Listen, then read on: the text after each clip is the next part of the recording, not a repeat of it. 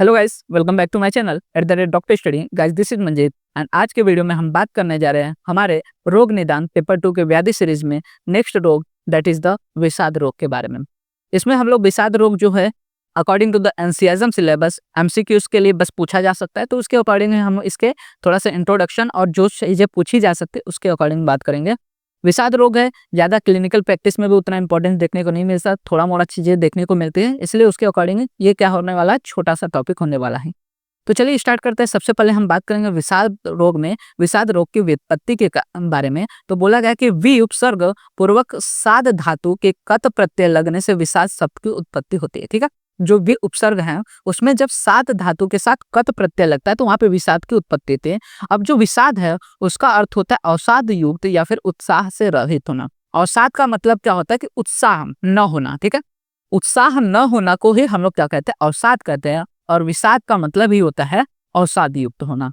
वहीं पे परिभाषा की बात करेंगे विषाद रोग की, तो विषाद रोग की परिभाषा में बोला गया है कि वाक काय चित्त अवसादो विषाद। ठीक है, क्या बोला गया कि वाक का, काय का और चित्त का अवसाद होना ही विषाद कहलाता है। मतलब कि जिसमें मनुष्य की वाणी, शरीर और मन अवसाद युक्त हो जाए, ऐसे ही अवस्था को हम लोग विषाद कहते हैं। अवसाद युक्त होना मतलब कि उत्साह विरहित, मतलब उसके न वाणी में उत्साह लगे, न शरीर में उत्साह रहे, न मन में किसी भी प्रकार का उत्साह रहे, इस कंडीशन को हम लोग विषाद बोलते हैं। विषाद को आप लोग बेसिकली डिप्रेशन से कंसिडर कर सकते हैं या फिर कंपेयर कर सकते हैं।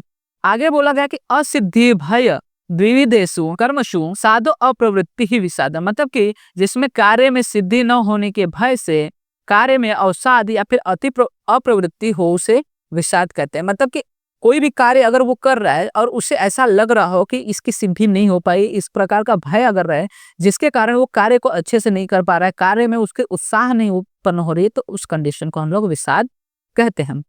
इसके निदान की बात करें कि किन किन कारणों से बेसिकली विषाद उत्पन्न होता है, तो बेसिकली बोला गया कि जो अवर सत्व का व्यक्ति रहता है उसके द्वारा सेवित रजो एवं तमो गुण वर्धक आहार विहार एवं मानसिक भाव तथा सहज कारणों का अंतर्भाव करना चाहिए। मतलब कि जो ऐसा व्यक्ति है जो कि अवर सत्व का है, मतलब कि उसका हीन बुद्धि वाला हो और वो रज और तमसिक गुणों से जो आहार विहार है उसका सेवन कर रहा हो, ऐसे मानसिक भाव का सेवन कर रहा हो जिसके कारण शरीर में भय, क्रोध आदि जो विपरीत मानसिक भाव है उसकी उत्पत्ति होती है। साथ ही साथ सहज कारणों के कारण यहाँ पे हमें विषाद रोग की उत्पत्ति देखने को मिलती है। संप्राप्ति चक्र की अगर बात करें तो इसमें बोला गया है कि जो अवर सत्व का व्यक्ति है वो क्या करता है, रजो या फिर तमो गुण वर्धक आहार विहार या फिर निदान का सेवन करता है, जिसके कारण कफ दोष का प्रकोप होता है। अब रज एवं तम दोष का प्रकोप देखने को मिलता है कफ दोष के प्रकोप के कारण, जिसके कारण ये सब क्या होते हैं, मनोवाही स्रोतस की विकृति को उत्पन्न करते हैं और यहाँ पे मनोभाव में विकृति उत्पन्न होती है। अब मनोभाव में विकृति होने के कारण वहां पे भय आ जाता है और भय के कारण यहाँ पे विषाद की उत्पत्ति देखने को मिलती है। तो इस तरह से हमें संप्राप्ति चक्र देखने को मिलता है इन केस ऑफ द विषाद रोग। वहीं पे अगर हम इसके संप्राप्ति घटक की बात करें कि कौन कौन से दोष से बेसिकली विषाद रोग की उत्पत्ति में इंक्लूडेड होते हैं, तो बेसिकली बोला गया है कि दोष में बेसिकली रजतम मानसिक दोष और कफ जो है शारीरिक दोष आता है। दुष्य की बात करें यहाँ पे तो दुष्य में बेसिकली रस आदि धातु की देखने को मिलता है। अधिष्ठान में बेसिकली यहाँ पे मनोवश स्रोतस या फिर संज्ञावल स्रोतस जो कि हमारे हृदय में स्थित है वहां पे इसका अधिष्ठान देखने को मिलता है। स्रोतस की बात करें तो मनोवश स्रोतस ही आता है। स्रोत दृष्टि में यहाँ पे संग होता है किसका, रजतम आदि का, और यहाँ पे व्याधि स्वभाव ये चिरकारी व्याधि देखने को मिल सकते हैं। साध्य असाध्यता में ये इसको साध्यवादी में माना गया है क्योंकि डिफरेंशिएशन को बेसिकली बाय द कंसल्टेशन उससे बातचीत करके उन सारी चीजों को हम लोग ठीक कर सकते हैं। आगे बात करेंगे इसके लक्षण के कि अगर विषाद किसी को हुआ है तो उसमें किस प्रकार के लक्षण व्यक्ति में देखने को मिल सकते हैं। तो यहाँ पे बोला गया कि कार्य सिद्धि होने का भय, मतलब कि वो क्या होता है, उसको डर लगा रहता है कि जो मैं कार्य कर रहा हूँ वो अच्छे से हो पाएगा कि नहीं, ठीक से हो पाएगा कि नहीं, मैं इसमें सफल हो पाऊंगा कि नहीं, इस प्रकार का उसको हमेशा भय लगा रहता है। दूसरा इसमें आता है कार्य में अरुचि। अब भय होने के कारण उसको लगता है कि जब ये चीज होने ही वाली नहीं है तो मैं क्यों करूँ इसको, तो इस तरह से उसमें अरुचि उसको उत्पन्न होती है।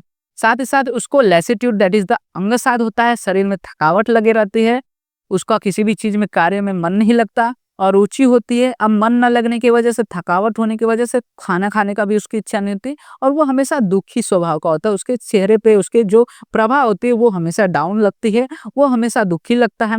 तो इस प्रकार के लक्षण वहाँ पे हमें देखने को मिलते हैं इन केस ऑफ द विषाद रोग। तो अगर विषाद रोग को हम लोग अगर मॉडर्न से कंपेयर करें तो बेसिकली जो डिप्रेशन कंडीशन होती है उसको हम लोग विषाद बोल सकते हैं। तो विषाद में आपको याद कर रखना है कि अगर कोई व्यक्ति क्या है मन, वाणी और शरीर से दुखी लग रहा हो, उत्साहहीन लग रहा हो तो उसको हम लोग विषाद रोगग्रस्त कहेंगे।